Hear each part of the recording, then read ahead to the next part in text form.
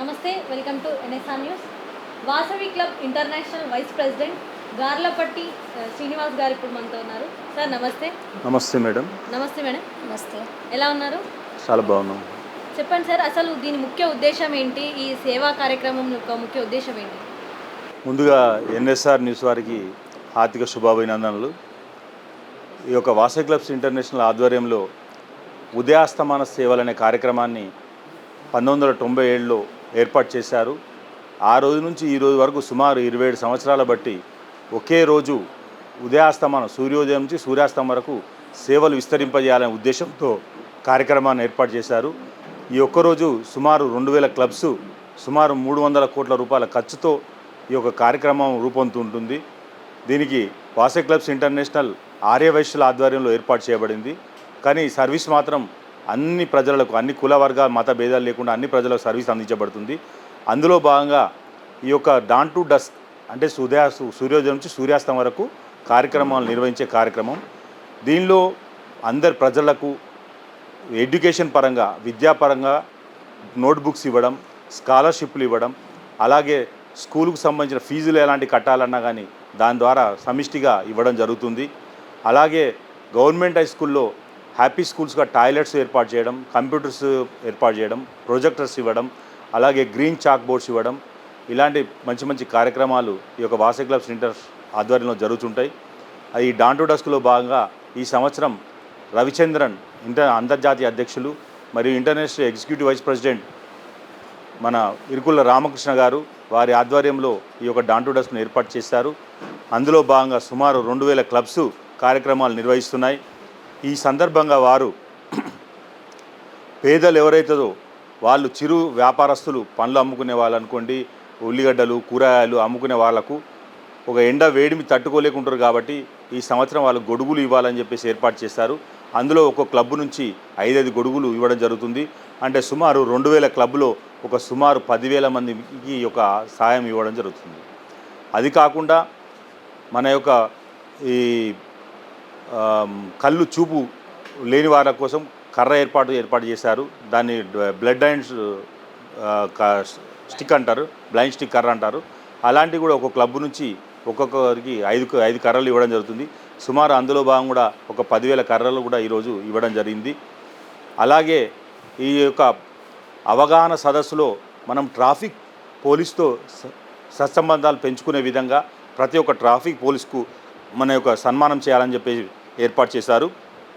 అందులో భాగంగా 2000 క్లబ్లు కూడా ఒక సుమారు 2000 నుంచి 5,000 మంది ట్రాఫిక్ పోలీసు వాళ్ళు కూడా సన్మానం చేయడం జరిగింది. మరియు మెంబర్షిప్ గ్రోత్ అంటే మన యొక్క అవగాహన సదస్సులో భాగంగా ఈ యొక్క వాసవి క్లబ్లో ఇప్పటికీ 1,00,000 మెంబర్షిప్ ఉంది. ఇంకా దీన్ని పెంచే విధంగా కూడా ఈరోజు ఒక క్లబ్ నుంచి 10 మెంబర్స్ ఇవ్వాలని కూడా కోరడం జరిగింది. అందుకే ఈరోజు కూడా ఆ యొక్క కార్యక్రమంలో ఒక్కొక్క క్లబ్ నుంచి 10 మెంబర్షిప్ కూడా పెంచడం జరిగింది.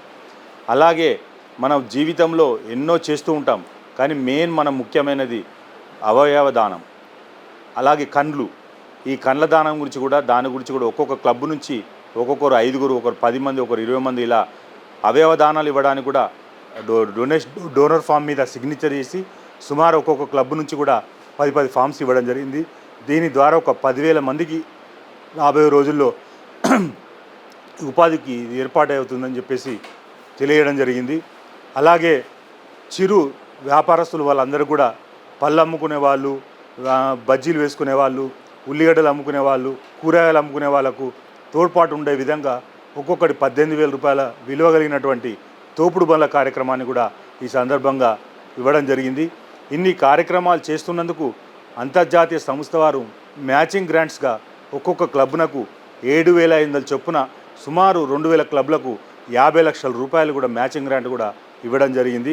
ఈ కార్యక్రమాలన్నింటినీ అంతర్జాతీయ అధ్యక్షుని పర్యవేక్షణలో భాగంగా దానికి సంబంధించిన ఆఫీసర్స్ అందరూ కూడా వాసవి క్లబ్స్లో మంచి ట్రైనింగ్ పొందిన ఆఫీసర్సు, ఐఈసి అనగా ఇంటర్నేషనల్ ఎగ్జిక్యూటివ్ బాడీ మెంబర్స్ కూడా ఒక ముఖ్య అతిథిగా విచ్చేసి ఒక్కొక్క క్లబ్ ద్వారా ఇలాంటి కార్యక్రమాలు ఈరోజు నిర్వహించారు. దాదాపు ఈరోజు సుమారు 300 కోట్ల రూపాయల యొక్క కార్యక్రమాల వితరణ జరిగిందని చెప్పేసి ఈ సందర్భంగా తెలియజేస్తున్నాను. ఈ వాసవి క్లబ్ ఇంటర్నేషనల్ అనేది ఎవరు స్టార్ట్ చేశారు, ఎప్పుడు స్టార్ట్ చేశారు? ఈ వాసవి క్లబ్స్ ఇంటర్నేషనల్ 1964 సంవత్సరంలో ఒక వైశ్య రత్న అయినటువంటి కల్వకుంట్ల చంద్రసేన గుప్తా ఆధ్వర్యంలో హైదరాబాద్లో మొట్టమొదటిగా క్లబ్ స్థాపించడం జరిగింది. క్రమక్రమేణా 1964 నుంచి సుమారు 2024 వరకు ఈరోజు వరకు కూడా అది 2000 క్లబ్స్గా మారి అంతర్జాతీయంగా అంటే సుమారు 18 ఇతర దేశాల్లో కూడా కార్యక్రమాలు నిర్వహిస్తున్నారు. అలాగే ముఖ్యంగా మన ఇండియాలో భాగంగా ఫస్ట్ ఆఫ్ ఆల్ ఆంధ్రప్రదేశ్లోని అన్ని జిల్లాల్లోనూ, మన తెలంగాణలో ఉన్నటువంటి అన్ని జిల్లాల్లోనూ, అలాగే కర్ణాటకలో ఉన్నటువంటి అన్ని జిల్లాల్లోనూ, తమిళనాడులో ఉన్నటువంటి అన్ని జిల్లాలను కూడా ఈ యొక్క కార్యక్రమాలు నిర్వహిస్తున్నాం. అందులో భాగంగా సుమారు 2000 క్లబ్బులు ఈరోజు కార్యక్రమాన్ని తిలకించారు. అందరూ కూడా కార్యక్రమాలు అవగాహన సదస్సు కూడా ఏర్పాటు చేయడం జరిగింది. మీరు ఎప్పుడు జాయిన్ అయ్యారు సార్ అసలు ఇందులో? వాసవి క్లబ్లో ఈ యొక్క చేస్తున్న కార్యక్రమాల ఉత్సాహపడి 2010 సంవత్సరంలో దీనిలో చూడడం జరిగింది.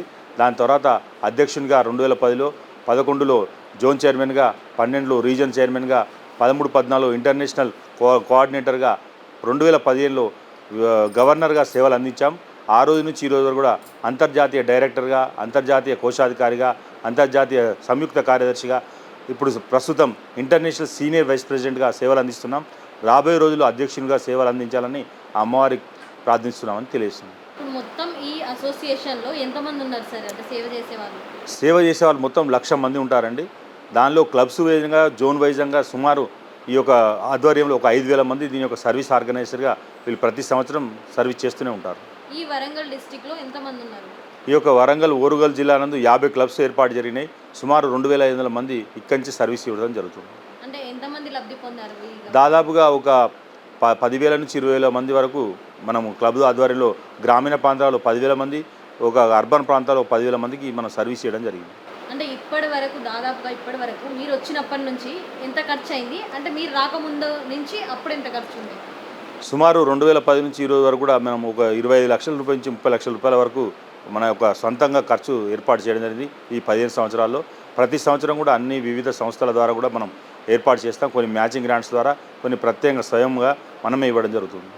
అసలు మీకు ఈ ఆలోచన ఎందుకు వచ్చింది సార్? అంటే ఈ సేవా కార్యక్రమంలో జాయిన్ అవ్వాలి, నేను సేవ చేయాలి అనే థాట్ ఎందుకు వచ్చింది?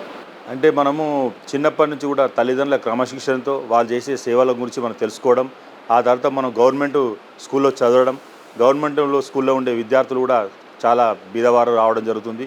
వారందరికీ కూడా మనం ఒక ఉపాధి కల్పించిన వారు అవుతామని చెప్పేసి ఉపాధి కల్పనకు ప్లస్ మరియు చదువులకు కూడా ఆ రోజు నుంచి చిన్నతనం నుండే మన తల్లిదండ్రులు నేర్పించారు, గురువులు నేర్పించారు. కాబట్టి మనం దాని మీదనే ఫోకస్ చేసి ఈరోజు ఒక అంతర్జాతీయ స్థాయిలో మనం ఒక మంచి నైపుణ్యం గల వ్యక్తిగా మనం ఏర్పాటు చేసిందని చెప్పేసి ఈ సందర్భంగా తెలియజేస్తాం. అంటే మీకు గవర్నమెంట్ నుంచి ఏమైనా ఫండ్స్ వస్తాయా సార్, లేకుంటే మీ ఓన్ ఫండింగ్తోనే వీళ్ళందరికీ చేస్తారు? మాది మొత్తం ఆర్యవైశ్యుల కృషితోనే 1,00,000 మెంబర్తోనే ప్రతి సంవత్సరం మెంబర్షిప్ అనేది ఉంటుంది. ఆ మెంబర్షిప్ అమౌంట్ ద్వారానే ఈ కార్యక్రమాలు నిర్వహిస్తాం. కానీ గవర్నమెంట్ నుంచి మాకు ఎలాంటి సహాయ సహకారాలు ఉండేవి కాకుంటే మనం గవర్నమెంట్ చేసే పద్ధతిలో వారికి తోడ్పాటుగా ఉండేవి కార్యక్రమాలు ఏర్పాటు చేస్తాం.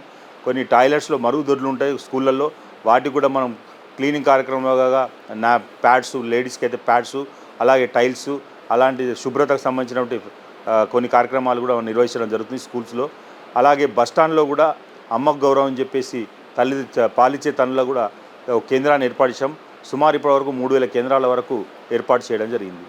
మీ అంతటా మీరు స్వయంగా చేస్తున్నారు కదా సార్, అంటే చాలా వరకు ఏంటంటే ఎవరైనా సాయం చేయాలన్నా కానీ కొంతమందికి ఫ్యామిలీ సపోర్ట్ ఉండదు. అంటే వైఫ్ కానివ్వండి, పిల్లలు కానివ్వండి, వాళ్ళకి ఎందుకు ఇస్తున్నారు డాడీ, అవసరమా ఇదంతా అంటారు.